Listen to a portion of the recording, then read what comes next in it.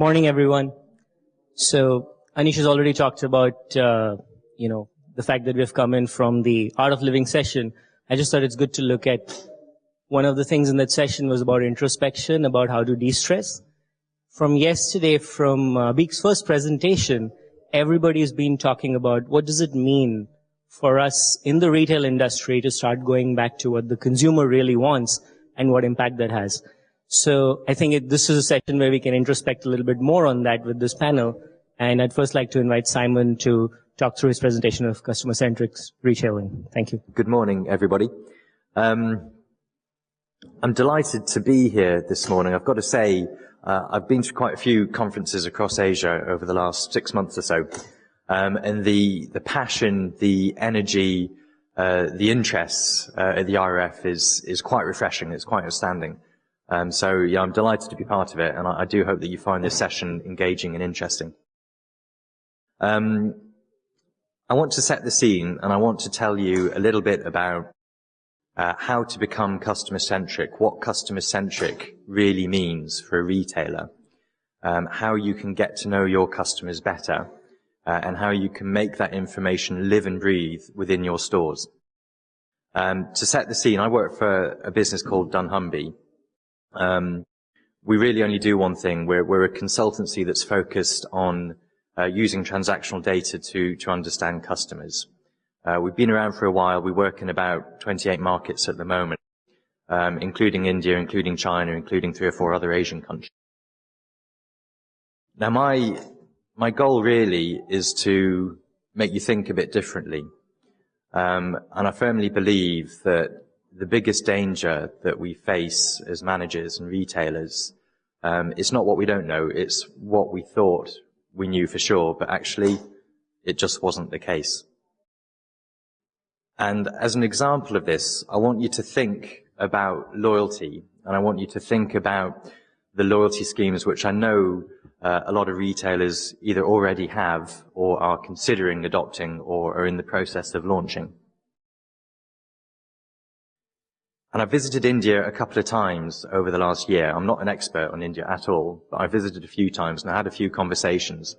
And I see there's a little bit of confusion about what a loyalty scheme actually is.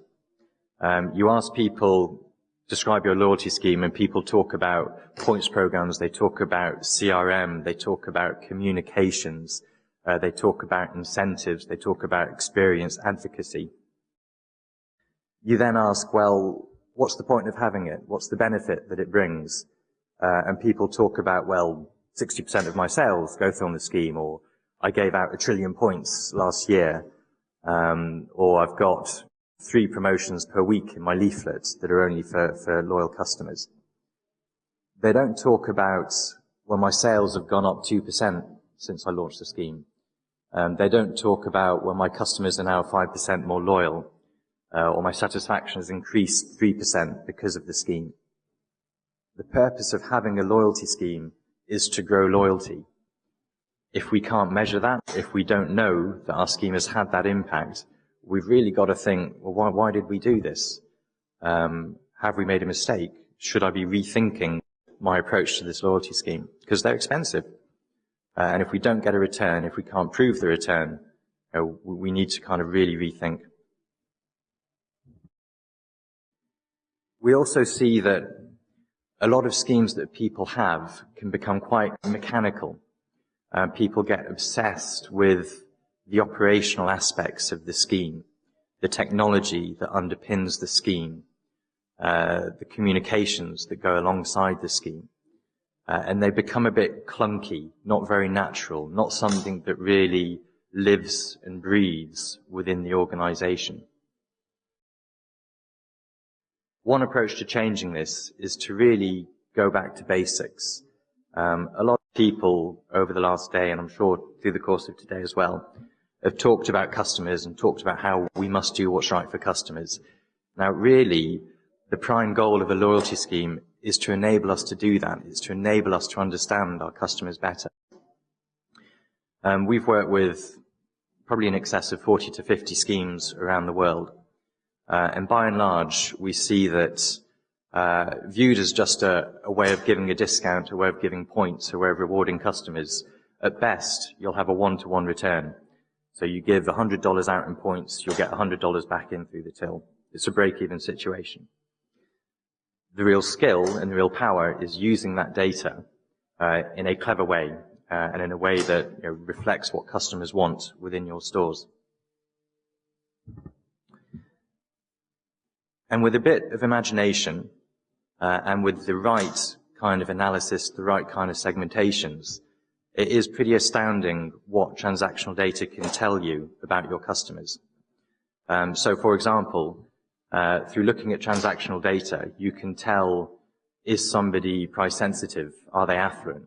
You can see if they like promotions. You can see if they like big brands.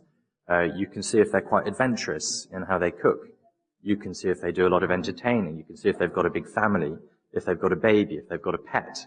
You can see what kind of hobbies they have. You can see if they're health conscious. Do they like convenience food? Information that from a marketing point of view is absolute gold dust.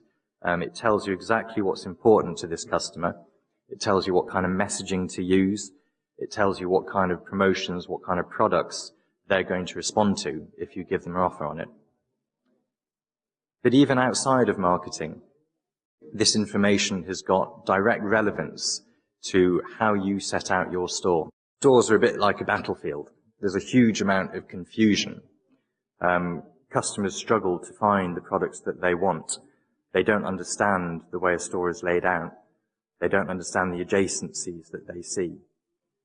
Really, our goal, if we're going to become customer-centric, is to make this environment easy for the friend that we know. And we do know this person because we can see a pretty intimate part of their lives, what they choose to pick up, what they choose to ignore when they go shopping.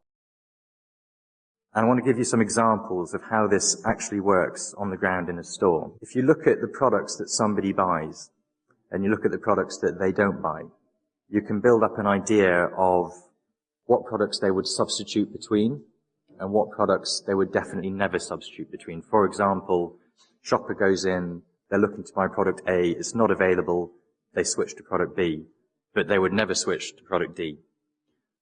Based on that kind of science, you can build up a very detailed view of what the customer decision tree is. Should we be ranging the category by brand? Should it be by pack size? Should it be by flavor variant? Should it be by price point? Traditionally, those kind of questions are answered by research, and research is normally limited to a small sample size, and it's completely dependent on people being honest in the questions that you ask. Taking this approach, it's much more data-driven, it's much more scientific, it's based on the facts of how people are behaving. And this is an example from, it's actually milk category, where the category used to be built around brands, which suppliers incidentally very much favor. They love to see a category with clear brand blocking within it. However, when you look at how people shop the category, the truth is often quite different. And we re-merchandised this category so that it was now merchandised by function. And just by making what is a reasonably simple change within the store, suddenly that category becomes easier to shop. Customers understand it. Customers see the products that they want more easily. And you see between a 5 to 10% uplift in the category sales. So it's an example. We've understood our customers. We've understood how they're shopping their category, and we've made that category easier for them. Price is a hugely important driver of where people shop. At some level, everybody is sensitive to price. However, some people are more sensitive than others. I guarantee that within your customer base at the moment, there'll be a section of people who are maybe less affluent, maybe have a larger family. Keeping to a budget is absolutely critical.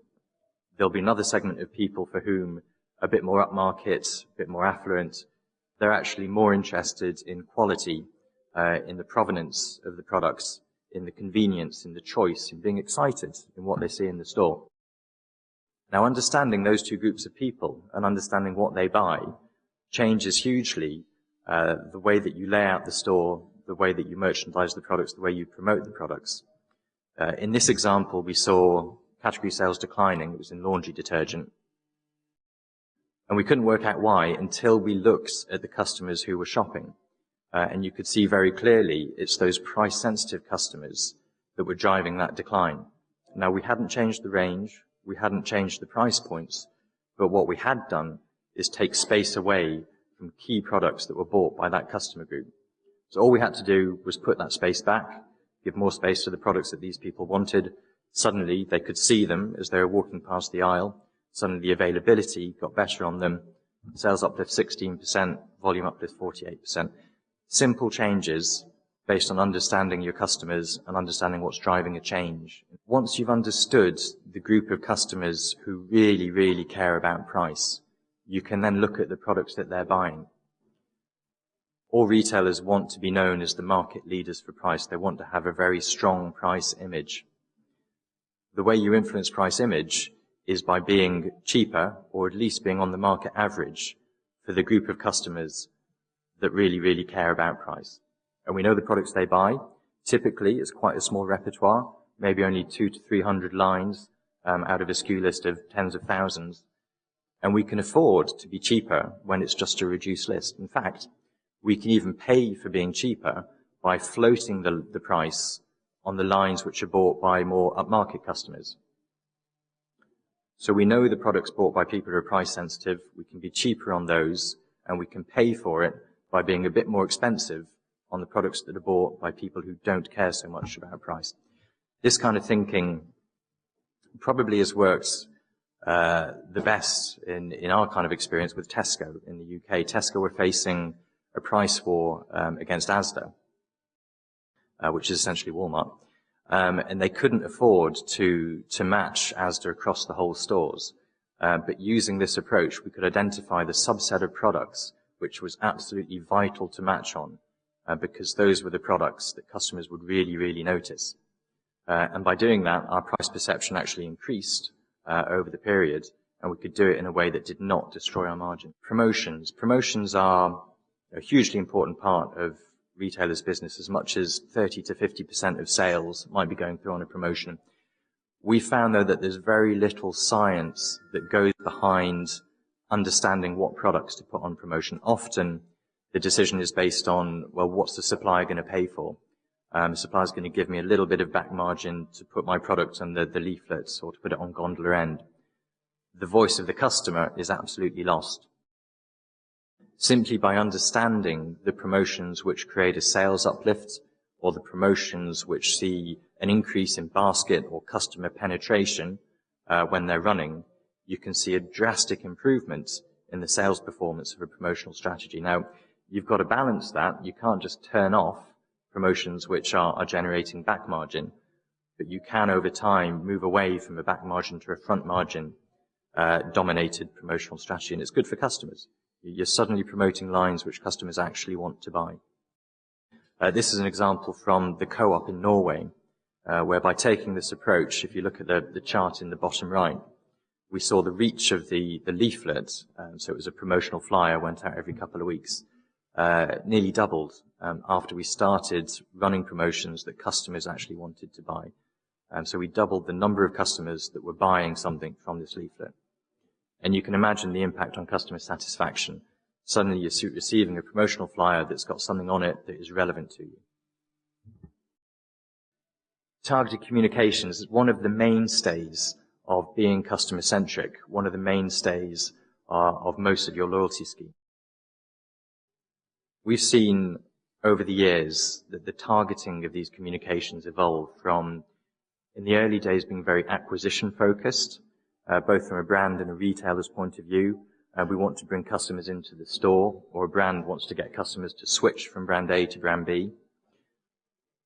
We've now learned, though, that actually by being loyalty-focused and by rewarding customers for purchases that they want to make, you get much, much more of a return. And we've seen that because actually customers repertoire shop much more than they used to. So instead of saying, well, I'm either a brand A loyal customer or a brand B loyal customers switch between the two. And by rewarding their loyalty, we're giving them just one more reason to shop brand A more than brand B. This is an example from Kroger in the US. Kroger are number 2 in the US behind Walmart. And we run these communications about 10 times a year at the moment. 9.5 million people receive, and it's a paper-based mailing. The Americans love their paper-based. And every single customer receives a unique combination of offers within this mailing. So it's 14 to 24 coupons, and every single customer receives a different combination of those coupons. Results speak for themselves. Participation, 64%. So nearly 2/3 of our customers participate in this. And the return is $3.6 for every dollar that this costs. Doesn't sound great. However, that $1 that's invested is invested by the supplier community. Suppliers see that when one of their brands is featured in these communications, they see a sales uplift. So they're desperate to be included, and they will pay to be included. So it's a real win-win-win. Retailers happy, they see the sales uplift in the store. Suppliers happy, they see their products going up, and the customers happy. Customers are receiving offers on products that we know they like, on brands we know they like, on categories we know they like. We took a control group about 5 years ago within Kroger. So it was about 50,000 people out of a base of 10 million or so. And we excluded them from all targeted communications. And over that 5-year period, we used that control group to measure the impact of communications. And it's shown 8.6 billion sales incrementally just through targeted communications. So it's a massively powerful way of talking to customers. As I say, I'm not an expert in India, but I would hazard a guess. I've been in China for the last 4 years, and the postal system in China is extremely unreliable. I would imagine India is a bit variable too. But the channel of delivery of these messages really doesn't matter. The principle is to keep the message targeted, keep it relevant to the customer, whether it's delivered by paper, by email, SMS, MMS, through an app, doesn't matter, provided the customer receives it, it's relevant to them, and they can redeem it in the store. And this is how retailers can really put customers at the center of their business. So to become customer-centric, you've got to have 3 different areas that are all in play. First of all, you've got to have data, and you've got to have the ability to generate insights from that data. Secondly, those insights have got to be actionable. You've got to be able to personalize the experience of the customer. Now, that can be through targeted comms. It can be through changing the ranges. It can be through changing the layout of the store. It can be different price points. It can be different promotions. Customers have to feel when they go into the store that they can shop it easily, they can understand it easily. They've got to feel through the communications that they receive that you understand them and that you're on their side. And then finally, you need to change the culture of your organization so that customer is really at the center, from the top of the business down to the bottom of the business. Being customer-centric should live as much in the boardroom as it does on the shop floor. If the CEO, if members of the board aren't 100% behind this, then it's not going to flow through the organization. It's not going to make the kind of change that we've seen it make in businesses like Macy's, Tesco, Kroger, Exeter. Best example of the organizational change, again, it's from Kroger. When members of the board in Kroger, their bonus is now dependent on making increases in customer loyalty. So we measure customer loyalty on an 8-week basis, and we measure it every quarter. And their financial package, their take-home pay, varies depending on how much that measure is going up or going down. Very clear commitment from the most senior level in the business that this is important, and this is a measure that the business is going to use. When this works, when retailers do this properly, you create measurable value and you do it quickly. Over the course of an engagement, we would typically expect to see 0.5% rising to 5% like-for-like sales benefit based from taking this kind of approach. Another example from Kroger. So Kroger adopted a customer-centric strategy round about here. Blue line is Kroger's growth, red line is Walmart's growth. And it's a spectacular success. Over the last 33 quarters, Kroger's had successive growth, and that's through a period of huge turmoil in the US market.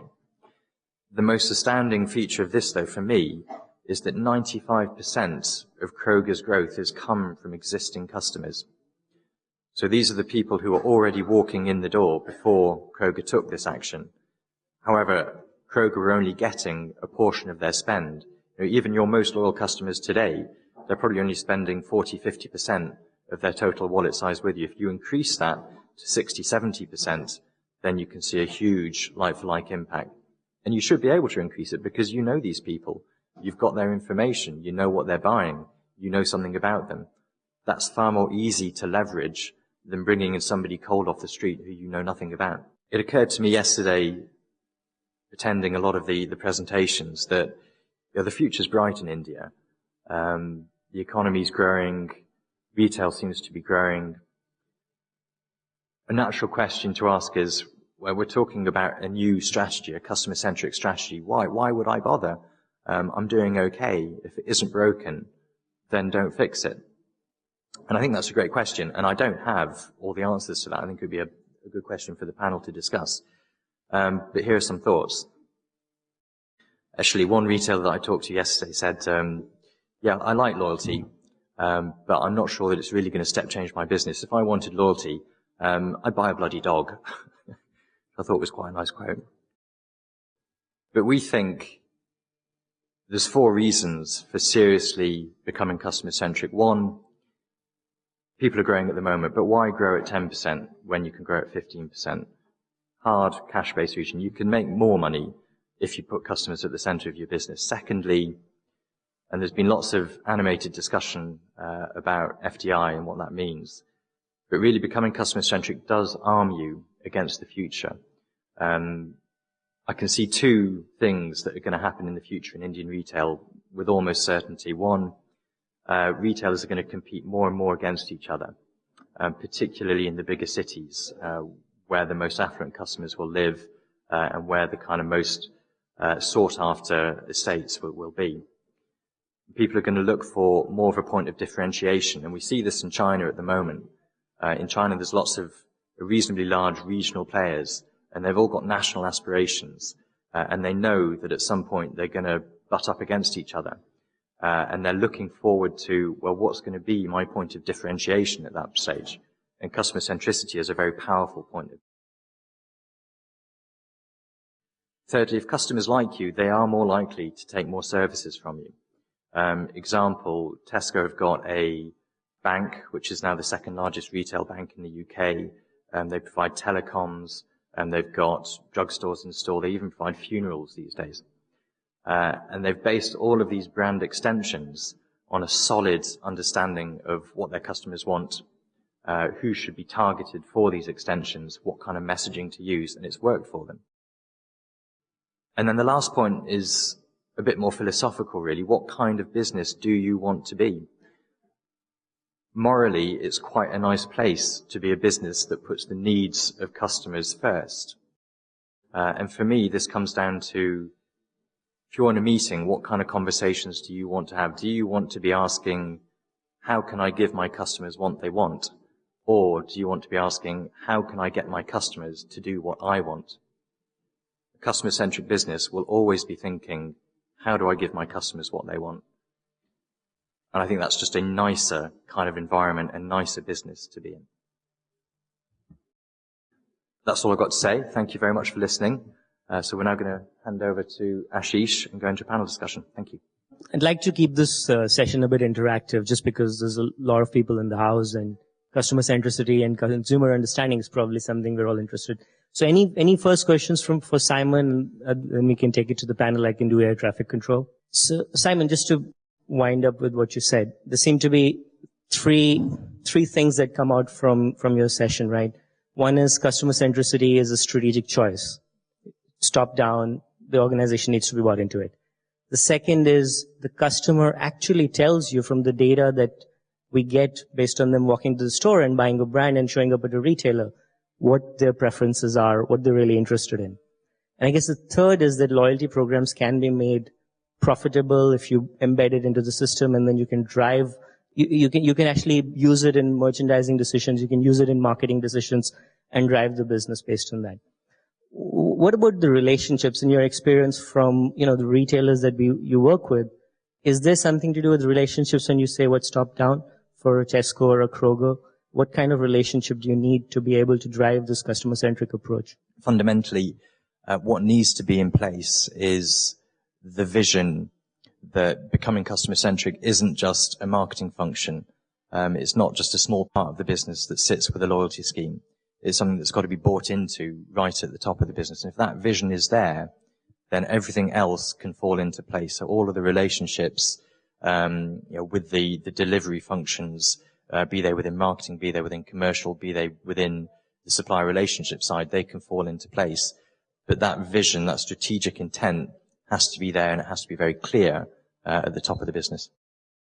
Vinay also here from Shoppers Stop, and Sumit, I just want to play that back to you. I mean, when you look at it, and Vinay, you have something on Shoppers Stop where you're looking at loyalty programs for a while.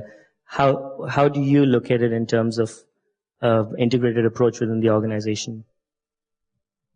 To begin with, I completely agree with Ashish and Simon. It's this is analytics or loyalty is really for us in Shoppers Stop. It is integral part of our strategy and life. It's not a department. It is not a set of people who run numbers. In fact, I'd go as far as to say that running numbers is the least of the job of a good quality analytics person. We are lucky. We have a very large loyalty base. We are about almost 2.7 million. It's also one of the oldest in the country. We have data going back 15 years on customers. So I can tell you exactly what denims you wore in 96, what you moved to, what you're wearing today. And I can give you a pretty reasonably good guess on what you might buy 2 years from now. So a whole lot of transactional data is what we have. For the purpose, you guys are all retailers here. You know the problems and the stress that all of us go through. I thought, let me just illustrate to you through two simple examples as to what we do. We don't do anything which is rocket science. I am a stats guy by profession before, but very little stats involved in any analytics that we do. It's very simple business problem. So let me give you an example. A lot of what we do is around analyzing categories. We do not start by asking a question. I was asked this question a week ago. What's happening in the kids wear apparel these days? We don't ask questions like this. We start with a hypothesis, and a very simple hypothesis which says that, for example, that every male who walks into our store to buy formal shirts must also buy trousers. Sure, he's wearing it. We then discover that a large chunk of males who are clearly corporate people or business people are buying corporate shirts, but not trousers. The most simple insight on earth. As retailers, all of us know that when people buy shoes, what do they buy? Socks, right? Everybody knows that. But some of these things you can't just see by observation. So, for example, we figured out in one of our largest stores at Malad that when women come and buy SKD, which is Salwar Kameez Dupatta, that's an Indian suit, for you, Simon, the Indian dress, they also buy footwear. And, footwear, it's a huge store. It's a 125,000 square feet store. Footwear was a good 4.5 minutes walk away from SKD. And we figured that if they are so adjacent as categories, why don't we just put them together? We got a 25% increase on sale by doing that. So that was one example. We did very simple work on men's shirts and trousers. So, for example, we communicated to a person who wasn't buying trousers to us. We didn't just communicate that, hey, we've got great trousers. We looked at what else he buys. So when he buys shirts from us, we realized he buys, whenever new brands come into the store, he buys those. So we said, okay, let's communicate to him new brands. There was another person in that same base who wasn't buying trousers. We figured that he is excited by, when he comes to the store, he buys 3 or 4 shirts at a time. So we said, okay, let's give him a focused, personalized offer on upgrading and buying more. There was another guy who was very interested in kinds of fits that are there. So we showed him visuals of fits available. Simple exercise gave us about 12 crores of incremental turnover on what Simon called the control group. So to people who were not communicated and against who were communicated, 12 crores increase. That's one simple example. Let me give you one more which we've done very recently. Working women, we realize, and there are a lot of working women I can clearly see in this room, big segment of business for us. In fact, I would say it's the fastest growing large segment. A lot of people say do segmentation, and we did it in a very actionable basis. So we picked up working women. We saw how are they different. We figured working women buy more ladies' Western apparel. Obvious, intuitively correct. They buy a lot of cosmetics, clearly because they're going to office. There is a need to do a lot of presentation. They're outgoing. They buy a whole lot of makeup, fragrances, all of that understood. Take a guess as to one category which working women buy more than their housewife counterpart. Any guesses? Handbags? Yeah, again intuitive. Yeah, it's something which you would imagine. You won't believe this, but kids' toys is bought more by working women compared to their housewife counterparts. I am not a psychoanalyst, so I'm not going to give you the theory behind why that may be happening and what is the guilt and all of that. But I think insights like this, and we are very clear in our program, we call it the First Insight program, that the bias is towards action. And I'm not a librarian of insights. I don't generate insights on the fly. And I only generate insights which I believe are actionable. And I have a very clear monetary target for monetizing those insights. So that's a little bit about our personal experience. Yeah, it's a completely different business, the grocery business. We run our program. Our program is about 5 years old. We have close to about 5 million members at this point of time. The program essentially is very much about understanding who my shopper is. What does he buy? How does he buy? Similar vein as what Vinay was talking about, but again, fantastic insights. Absolutely fantastic insights. One of the interesting things that we've been doing recently is that we realize that there is need for a build or a scheme or a program within the program, okay, which talked about next month's purchases, because it's a periodic business, right? So what we discovered and what we realized, and it's somewhat similar, Simon, to the Kroger coupon program. We started handing out booklets for next month's purchase this month. Absolutely fantastic response. Only 5 months we've been into it. Last month we gave out 320,000 booklets in our stores. We got an 18% response. Now mind you, Simon, these are not personalized at this point of time. But yes, there is a bit of research gone in, there's a bit of analytics gone in to understand what the kind of products my Club More members in generic buy. They are configured at a city level, so they're not national. So yes, there is a level of understanding of what we are trying to do in each city or how my shopper is behaving in each city. And fantastic activity rates, nowhere close to 70-80%, but from a loyalty program, 18% in the first 3-4 months is absolutely brilliant. And what's more, that booklet has close to about 20 odd coupons.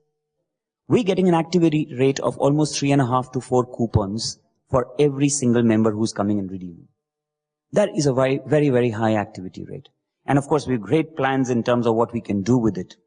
The other thing we do is, and of course it's of great value from our perspective, is that, of course, we analyze and we create lots of insights around it. Without going into them, what we've realized is that it is of immense value not only to us, but our business partners as well, which is essentially, in our case, the FMCG companies.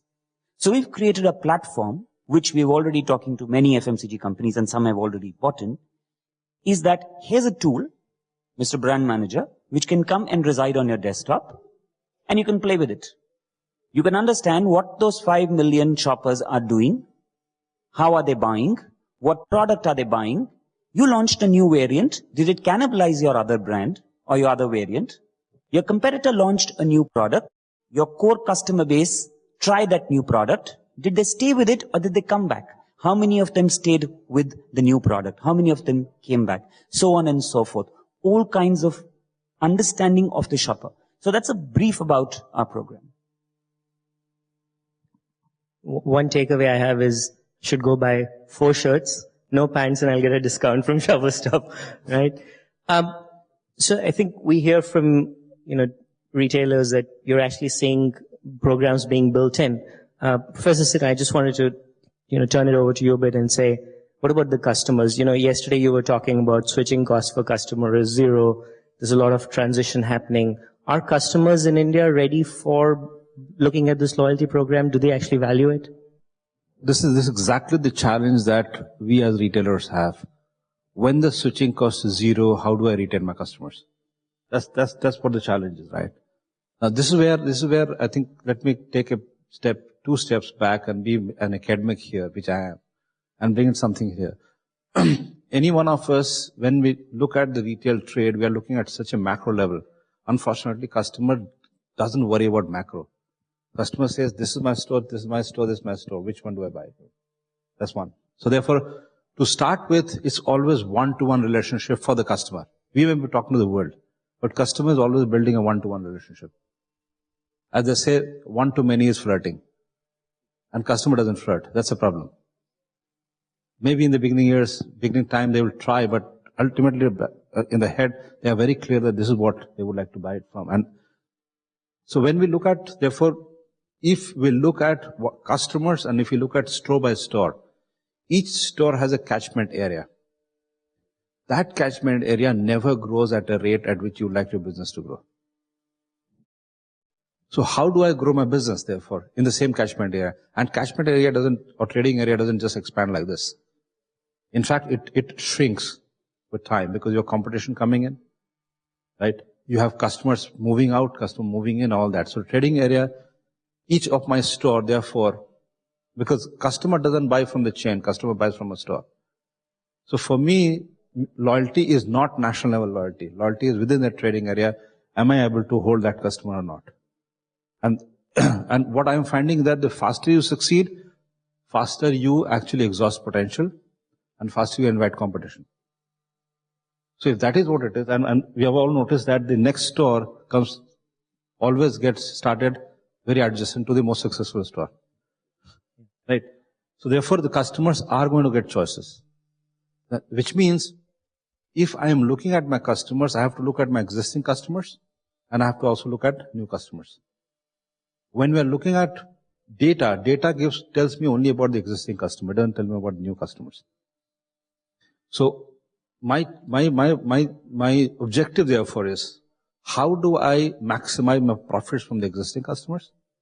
And how do I reduce the cost of acquisition of the new customer? So that my return on marketing investment is what is maximized. And in my opinion, the data that we have about the customers, about the marketplace, is what is going to help me in that, so that I can target it and my return on investment is as high as possible.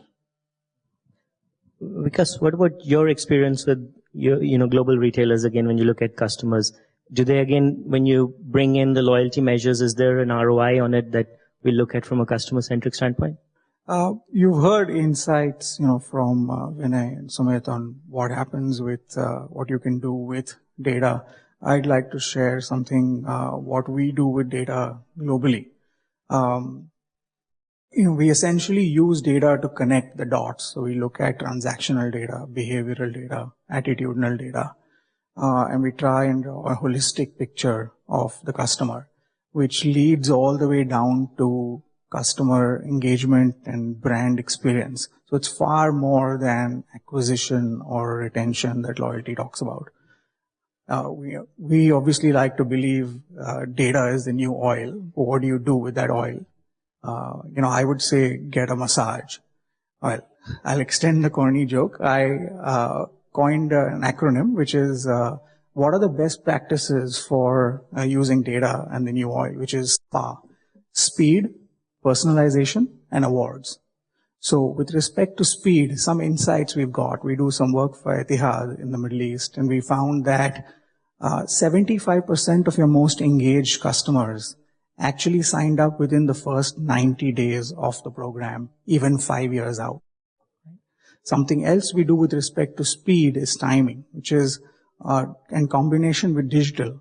Today, if you go and check in on Foursquare at a Marriott hotel, right, we would actually connect that with offers that we have from local merchants around, restaurants and sightseeing, and actually give you real-time offers the minute you check in as SMS or an app on a mobile. So that's really about speed and timing. And clearly the marketers here that are sending us SMSs at 3 a.m., that's not working, right? With respect to personalization, we believe in one-on-one personalization, and we deliver it. So we deliver about 12 million personalized offers to about 15 million customers in the UK. That's the level of personalization that we go into.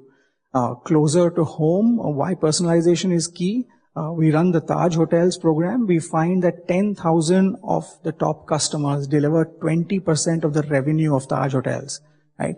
We know which hotels they go to, at what time of the year, what floor and what room do they specifically like, and what pillow type, is it hard or soft, do they actually like. taking an example from our Nectar base, for every pound of promotions that we deliver, we get back £1.62 in returns. So we've actually upped Sainsbury's sales by about $500 million by reducing promotion costs by 5%. Right? And there are two key segments that we find very useful to communicate to. One that we might identify with, they're called the middle-aged but health-conscious buyers. The other ones that some of us who are a little more immodest might identify with, who are called the wealthy achievers.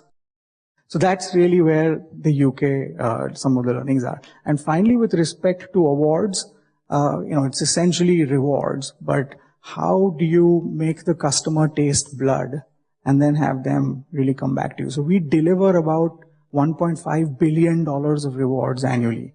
And there's a deep insight on what the customer really wants.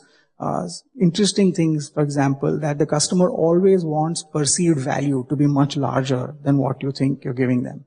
So that translates into 50% of our rewards in this delivered from CPG. So we do, Pampers and Coke and all of this sort of stuff. Actually comes from customers redeeming for sweepstakes. So really, lottery tickets or raffle tickets really, and saying, look, I can get perceived much more value. Right? And finally, on the Nectar program, we deliver a very holistic reward basket, which is in a year, an average member in the UK gets about 10 cups of coffee, which is, let's say, for himself. He gets about 2 cinema tickets, let's say, to entertain the wife. He gets about 8 tickets to the zoo to take the family out. And he gets 1 flight ticket to send the mother-in-law back home. Hi, my name is Rajiv Shetri. I just had a simple question. I mean, the examples which you all are giving is related to multi-brand and multi-category stores. You talk about Kruger, you talk about Lifestyle, Shoppers Stop. These stores have multi-brands, and as Professor said, there's a switching cost is zero, as well as brand loyalty is dead. We don't hear examples of, brands which are predominantly present in the mono-brand space. Okay, the majority of the business comes from their exclusive stores. Having a successful loyalty program, you've not heard, I personally have not heard about. So what do you think mono-brand stores should do? Because, as keeping the 2 points, which is switching cost is zero and brand loyalty is dead, what do you guys think or feel that mono-brand stores should do in order to, get the consumers coming back again and again? I think I've got a pretty simple answer to that. I'd say do exactly the same. The principles are exactly the same. Monobrand offering, customers are coming in, they're not shopping the whole store, they're picking what they want, and through that choice, they're telling you something about themselves. Use that to understand them, use that to make it easy for them to find what they want, use it to understand what they're not buying from you, and give that to them. I don't think there's anything fundamentally different about the principles of customer centricity between multi-brand and monobrand. Huge difference in the supplier relationships, clearly. And Sumit talked a little bit about using data to build better relationships with suppliers, and that's clearly an element that's not going to work well. Just to add a little bit from an Indian perspective, Simon, on this one, he's right. It's usually the big department stores, grocery, hypermarket guys who've been, one critical input is you need a source data. So anyone with a large loyalty program already in place is collecting that data. It's just a matter of using that data. What's been happening with a lot of single brand, and I can tell you in the garment space, I personally am talking to a large garment manufacturer to get them to come onto this platform. Often it's the lack of the loyalty program. A lot of people think that a loyalty program is an end in itself. That's not true. Loyalty programs is not what makes customers come back to you. It's a piece of plastic. The customer comes for your store or for your brand, be it multi-brand or single brand. Okay. And the customer doesn't actually come for those points. Those points are not so much in value that his life is going to fundamentally change. Yes, they are important and he must get them. So when you give away points to a customer, you take back data. And, I think you'll see more and more of the single brand guys. I know for a fact in my business, a lot of single brand companies are moving towards loyalty program and hence action and insights from that loyalty program. I just wanted to know that typically the retail, loyalty program. Could you just take your name, where you're from, and then whom you're directing the question to, please? Sure. It'll be a question to all the panelists because it's more of a generic question. I am Srimoy and I'm from the Lodha Group in Bombay. The typical loyalty programs we see in India are retailer driven typically, and they are decided at a corporate level. Now, if from a mall's perspective, you don't want your customers to go to the new mall once, a competition arises over there, are there any examples internationally or specifically in India where retailers within a mall have collaborated together to come up with a loyalty program to ensure that people keep coming back to a particular retail center? And how can data be utilized there? Because you're collecting data at a retail spot. And correct me if I'm wrong, if in a mall, both a Shopper Stop and a Pantaloons are there, you wouldn't want to share your data with the rest of the retailers there. It's your customers' data. So how can a mall at such a level use data to, create an effective loyalty program?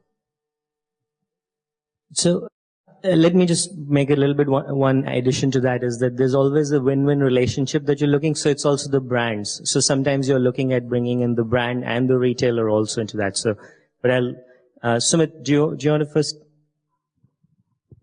Yeah. So essentially there are many ways to, in my opinion, there are many ways to skin the cat, as it were. One way of looking at it is saying that, okay, can I create a collaborative program? Very much like you're saying. When you're talking about sharing, and let's look at a real example, there are two competing retailers and they don't want to share data. What are we talking about here, sharing data? A live example, not in the same sense, is actually the program that he represents, for that matter.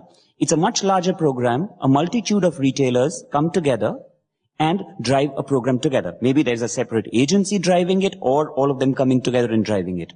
What that does actually is build a program where I am not sharing what my shoppers are buying, but I know that this shopper has come to me on this date, which is in the mall, and has also shopped in 4 different places. These are the 4 stores that he's going to, but he's not going to the other 8. So the other 8 can target this shopper to come to their store as well and give offer specifics to that shopper. So that could be one way of doing it. We actually do have a mall that is part of our coalition program. And actually, if you go into that mall, you'll see Air Miles, which is our brand and currency there, pasted all over the place. And the mall operator actually funds that because there is a lot of competition between malls in Dubai. So it does make sense to go in and leverage the data. And it's like Sumit said, it's quite like a retailer, but at a retailer of retailers level across all your brands that are sitting there.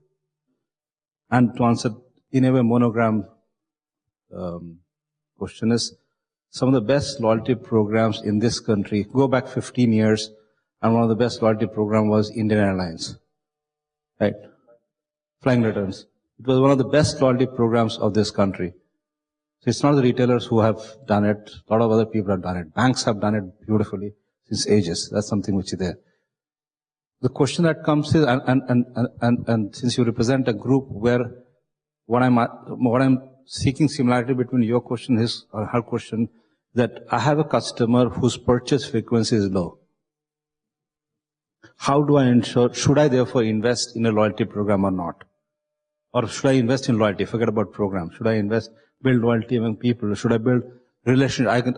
And again, I'm using another word, which is actually the base of loyalty is relationship. So should I invest in relationship? And here is again, I go back to this.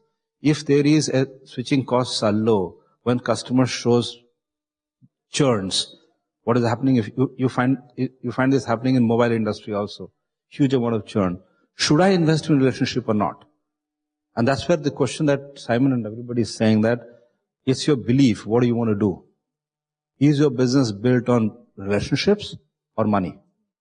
Just ask that question. Are you throwing money to buy loyalty, or are you creating loyalties? That's something which is there.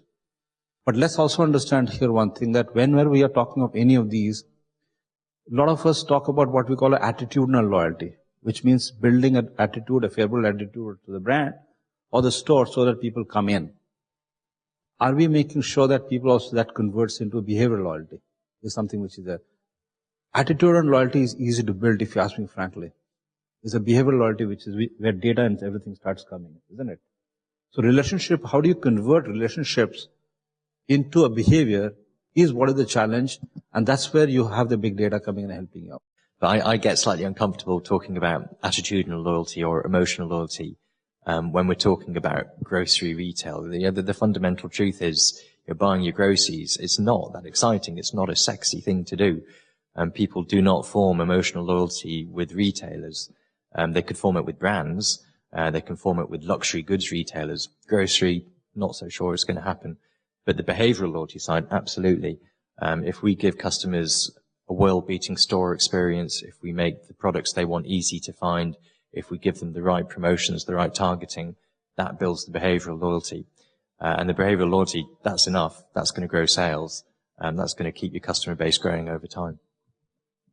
And, some of the things that we're talking about, and you alluded to, Simon, was profitability. And are you looking at acquisition, or you're looking at actually building loyalty? So that part is key in terms of where you're going with your customer data, right? Is it more driven by acquisition? Hi, morning. My name is Abhishek Raina and I represent Tata Communications Banking. Would like to slightly shift from the retail or the mall area, and we are in the payment services space. So we deploy ATMs, we deploy POS for various banks end to end. My question here is, since our starting point is site selection, so what we do is we are essentially a retail-oriented brand, but deploying ATMs, right? So the product is different. There's no engagement with the customer. It's just a transaction which is happening. The point I want to understand from the professor and the panelists is, how do we know who's the consumer, knowing the fact that there will be multiple ATMs in and around the catchment that we will be deploying ATMs in, and whether a brand that we represent, should we actually get into a loyalty understanding, knowing that it's purely transaction, it's cash withdrawal, it's balance inquiry and stuff like that? I think you got it completely wrong. Because ATMs have the most psychological advantage than a transaction advantage. The fact that I can get money and I can do transaction anytime is a psychological factor. It's not transaction. And that's what I'm saying. We are so much worried about, we get so much carried away about it, and which is what the point I was to bring later, but let me bring it here. If you're talking of relationship and customer, change your views. You're looking at the business from this side, customer that side. Please change your views. You're a supplier. As long as you're looking at the pipeline from this side, you'll get this picture. Turn it around and you find the kaleidoscope to be very different. Please understand the value that the customer actually derives. And that is the core of relationship, not the product, not the transaction. The fact that I don't have to carry cash is a psychological advantage. It's not a physical advantage. Right? So everything, if you look at it, we as human beings, if we assume that we have minds and there are two parts of the mind, there would always be a logical side of it and there would be a psychological side of it. You got to choose which way you want to work. As a human being, consumers as a human being never work with one side of the mind. They always work with both sides of the mind. And it's up to us what do we make out of it. Can we actually take the next question after this? Yeah. Because we're going to start running out of time. Check. This question is for Vinay. My name is Anand, right here. I'm from Tanishq. One, congratulations, you have database for 19 years of your customers. So I just wanted to understand, obviously there are customers who are completely loyal to the business, but somewhere these loyal customers tend to peel off from the business, right? And I'm sure in the 19 years you would have actually found out that in the 7th year or 8th year, 30% of my loyal customers, I'm just giving an example, kind of peel off. So in your business, what insight did you have which helped you to retain the customers who are loyal, but somewhere, for some odd reason, whether it is value proposition or whatever it is, they're peeling off? And how do you prevent that peeling off in a mature loyalty system? Hi Anand, and two parts. Interesting question. And, in our language, we call it activation program. Typically if you see most loyalty programs have what you call 2-year activation rates of 80%, 85%. Yeah, but there is still a good 15 to 20% of your customers who don't come to you for 2 years, 24 months. Yeah, you have various people doing various kinds of programs, and I think I would go with what the professor said. You know, usually it's not just those. We have a program called a Miss You program. So if you don't come to our store for 24 months, in the 25th month, you will get a communication saying we miss you. And of course, that's based on the tonality of our brand. It might differ from some other brand. We might send you a birthday cake to your house. Okay, what we've seen is we've sent discounts, we've sent vouchers, but often when we do what he talked about as a little bit more less functional, you know, suppose cake arrives to you without any cause or anything of that sort. That's often, you know, you as an Indian and as any international world citizen, you feel a need to, you have some touch back with that store. We did this very interesting exercise with respect to Gujarati customers. And are there any Gujaratis here in the audience today? I know Anish is a Gujarati in all likelihood. Yeah, I'm sure there are a couple of others there. You know, we realized that, you know, the minute you break down your group into community-centric, so Bengalis, etc. We picked Gujaratis, it was easy. We took top 500 surnames of Gujaratis from the net. And while this data may not be 100% accurate, because, you know, Trivedi could be, maybe could be a Maharashtrian, it could be a Guju, but it's approximately correct for our purpose. We figured that in Bombay and a little bit in Pune, a good chunk of our business comes from the Gujarati community. And we said, okay, let's ask one more question. You know, Gujarati, and I can tell you there are a couple in the room and I'm half Guju myself, is very aware of the stock market. At any point in time, he will know till the last, you know, probably rupee, what is his portfolio doing till the last minute. He may not be a day trader, but he's very aware. So we said, okay, let us correlate Sensex data with Gujarati customer data. You won't be surprised. We got fabulous correlations, but the problem was I have no way of predicting the Sensex. So how do I predict Gujarati community behavior? But what we did, and this is about 15 days back, all of you know that, you know, the market was at about 17,000 levels. About 20, 25 days back with the slew of announcements, including FDI, the market went up. We sent out a communication to our Gujarati customers, telling them something to the effect of, it's great times, come and shop. And the kind of activation levels that we got with that communication, were fabulous because that guy was ready for our communication. We did something similar for the Muslim community. Now we are doing something for the Bengali community. So the minute you de-aggregate that activation level down into, you know, bite-sized pieces, there is a huge story available, and it's not rocket science. You just go to Google, you pull out 500 Gujarati surnames, you go into your database, you pull out data for those surnames, and all you do is, try to, so there is no advanced rocket science there. So loyalty is living and breathing program, right? I mean, that's why the customer is in the middle of it. One of the examples we had was with the sandwich and coffee shop place in the US, that the customer would walk in and would get something called a surprise and delight. So they'll just walk in and would get, you actually like a pastry with your sandwich. So ka-ching, here's your pastry with your free or half discount. So you can't really do loyalty in just one size fits all or one time fits all and then not continue it. I think we're running out of... The trouble with doing that is that very often you end up with so much data and you create a correlation matrix, and that correlation matrix will give you fantastic correlation numbers over things that might be completely unrelated in the real world. So how do you... And this is what I was saying when I was introducing the session. How do you make sense of the data, not just the data that you get, but the parameters that they throw up, of the various data points that tell you should be excited, but it looks great on paper and all you're doing is spreadsheeting your way into happiness? That's a very relevant question, and I think that's going to be top of the mind for a lot of people here, Anish. I'll give you our example. We sit on something like 4 odd terabytes of data. I mean, we have large chunk of data. And if we get into the data, we will actually sync. If we just, the process we use is what we call a process of hypothesis. So you must not jump into the data. I mean, you could if you had all the time in the world, but you walk into the data with a hypothesis. So for example, the hypothesis could be that Muslim customers pre-Eid shop a lot. That could be an hypothesis. And the data will help you prove it right or wrong. Or even simpler. The hypothesis could be that every time a man buys a shirt, within 1 year of purchase, he must also buy a trouser. So the minute you start with a hypothesis, which is based often on observation, it's not to do with data. It's based on maybe a visit abroad, standing in the store. Our best hypotheses have actually come out from observation. So you start with an observation because, like he rightly said, correlation, there's this famous example we studied, professor in stats, that the correlation of the number of babies born in, let's say, Raipur is correlated to the number of, let's say, scandals we are seeing on television lately. But while there's correlation, there may not be causation. So I think that observation will give you that causation to make some sense. But don't dive into the data. Go in with a hypothesis. You can always reject that hypothesis. You can accept it. Sometimes you can come back and modify it too. A very quick answer to that, and I think I agree with what Vinay is saying. I think being hypothesis-led mitigates against the risk of kind of analysis going nowhere.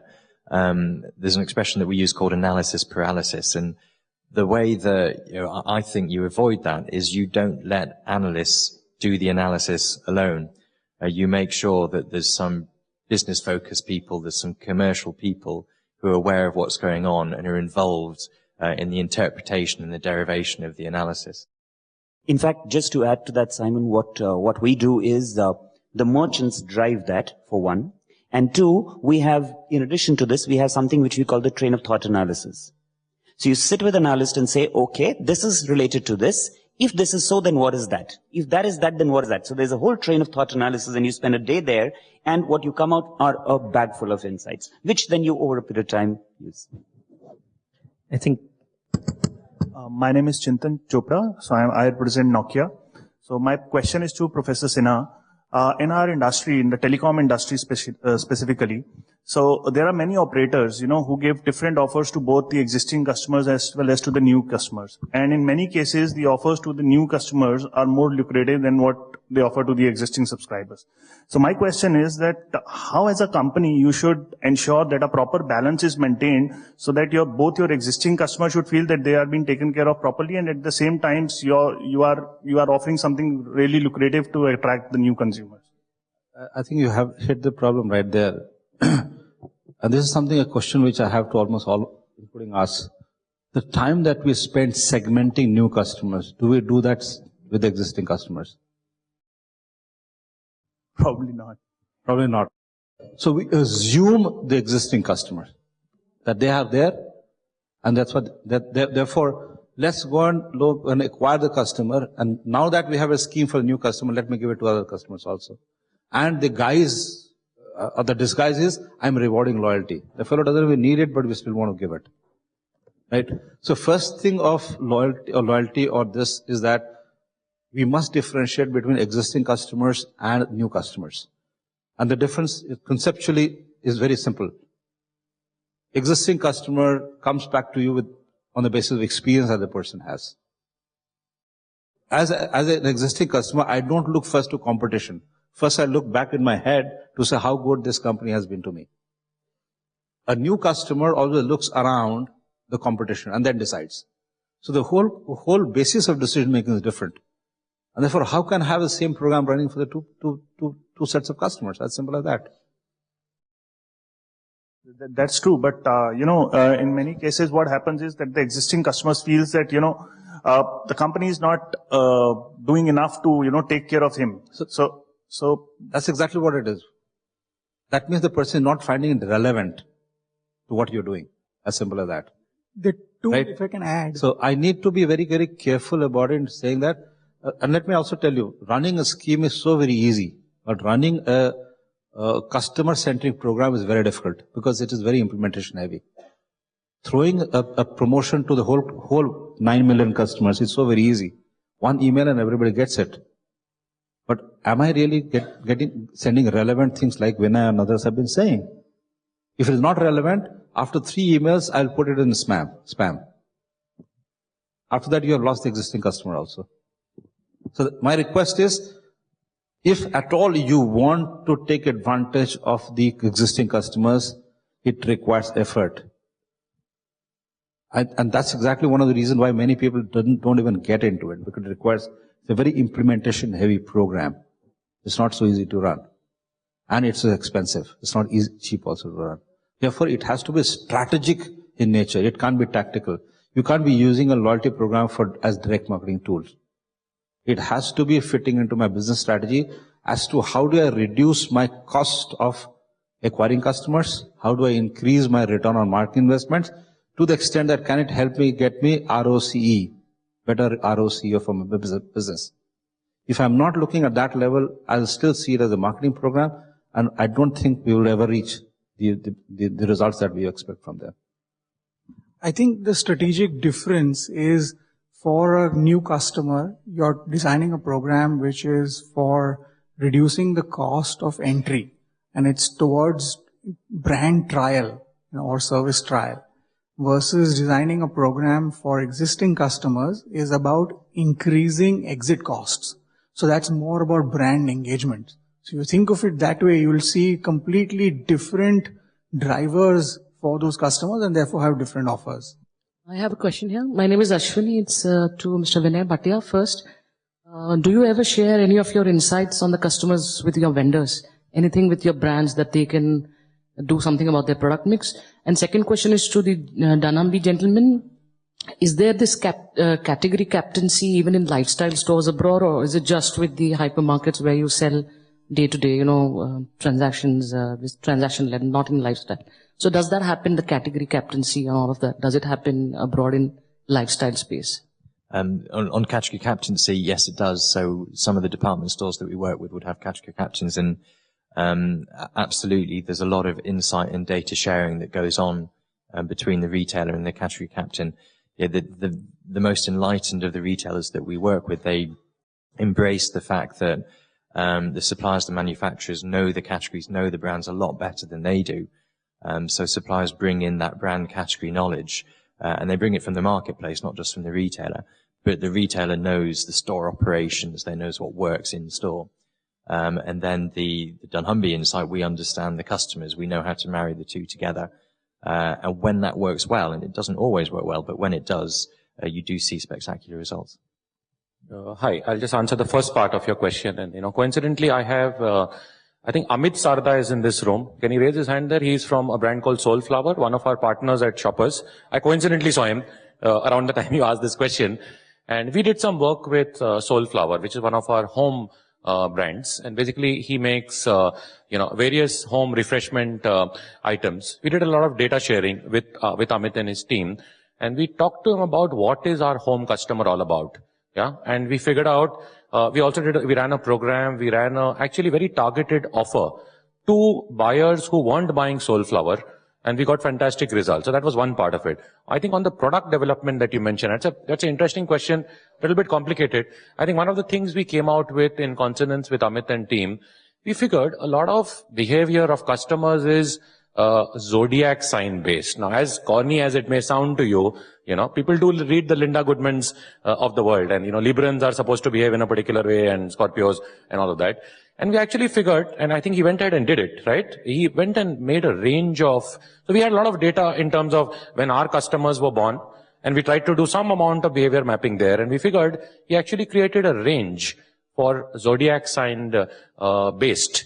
And, and I think that's done pretty well for him. And these are some of the ways, but let me tell you that these are very limited collaborations. I think we need to do a whole lot more. We tend to do it for our own labels in-house because, it gets a lot easier. So we developed a range for New Year, Christmas period a couple of years back based on listening to our loyalty customers and listening to our Facebook customers. Because even that's emerging as a, in a sense, a very engaged audience. So I would say we are on the tip of the iceberg of using it for product development, but we've taken some few baby steps in that area, and I think they've been fairly successful. At Sainsbury's is actually a very, very established program. So there's, it results in hundreds of millions of dollars. We share SKU level, customer level consumption data with 150 FMCGs that supply products, from the P&Gs and Unilevers of the world to Sainsbury's. And it actually translates into coupons at till. So when you actually go and shop at your shopping basket and you exit based on your past history and based on that basket, we'll serve you an offer right there. So, you have been a Pepsi customer, you bought Pepsi again today, might serve you a Coke offer right there. And it's actually hundreds of millions of dollars for the FMCGs and the retailers involved. It's quite established. Hi, Yeah, this is Siju. I look after smarter commerce for IBM. Just wanted to check on one thing. There's a lot of data that you obviously are leveraging, and that's very nice. Am I correct in assuming that majority of this data is actually structured data or data that you're getting from a point of sale? Yeah. Now in today's scenario where social media is obviously a given, whether we like it or not, and hence a lot of unstructured data. Even we don't even need to go to the social media angle. If you were to look at conversations that a customer perhaps has with the store associate is unstructured data. And that's a wealth of data that comes in. Does that get captured at your end? And does that become a part of analysis? And the second part is of the obvious unstructured data store that we have in terms of the social media interactions. Are those also captured? Do we intend to capture them? And or are these just a flash in the pan and they don't really necessarily go into making good data analysis? Yeah, Shibu, hi. On the first part of your question, it is structured. So we have a system called the CFS system where we collect every piece of customer feedback is actually put into our data warehouse. We collect about 4.5 lakh customer complaints, suggestions, compliments, etc. in the course of the year. So that is pretty structured. And I think that's an important question that you asked. On the second part, for example, we run a Facebook page with about 3.6 million customers. Very large amount of data. We are still struggling with and trying to figure out ways of, in a sense, deduping our loyalty customer to our social media customer, where we want to reach. And in fact, this is an example I have actually given as a brief to our agency who's working on this, is that, for example, during New Year, we, Shopper Stop on its Facebook page, ran a pledge competition. So, you can pledge something for the New Year. It's almost like a New Year resolution everyone makes. Now, I'd love to know that, Shibu, for example, wrote a New Year resolution about losing weight and joining a gym. If Shibu is part of my loyalty program and I have you deduped, I could send you a communication based on what you wrote on my homepage that you want to, lose weight. I could send you a communication on the host of sportswear or gym wear that I stock. Okay, I could take it further. I could keep tracking you and, maybe when you lost 15 kilos, you might come back on the net and say, hey guys, I've lost 15 kilos. I could then pitch you a new wardrobe. Okay, I'd love to do stuff like that. But I think maybe guys like you, IBM, and, these are the people who have to help us integrate. That integration is a sitting duck. But I think we need to figure this one out. Yeah, I'm similar actually, that I think a lot of retailers are just waking up to the power in social networking data, and I'm not aware of anybody that's really using it very well at the moment, but people are kind of starting to think, what systems do I need? What kind of analysis do I need to make sense of it? The immediate application is in the field of personalization. Somebody's social network, how they're using it, how many people they use it for, the kind of things they say, kind of contacts they make, is gold dust in terms of designing the online experience, from what people see when they log on to the products that they're offered, to the kind of opportunities to share the experience with their friends. We are seeing a lot of movement in the gamification of the retail experience. So quite a lot of retailers are releasing apps which make shopping a bit more fun. The one that I personally got involved in is something called the King of Cheese. And it's a very simple competition where you kind of take on your friends or you take on strangers purely in terms of how much cheese you're eating in a given week and the breadth of cheese that you're eating, not the size of it, but the number of different SKUs. And it's fun, it really is an interesting way to pass time, but it opens up the door to a whole other area of the customer's life, which retailers are not used to touching on. And it's going to be the way of the future. It's fascinating. I think we'll have to cut it short. I'd like to thank the panelists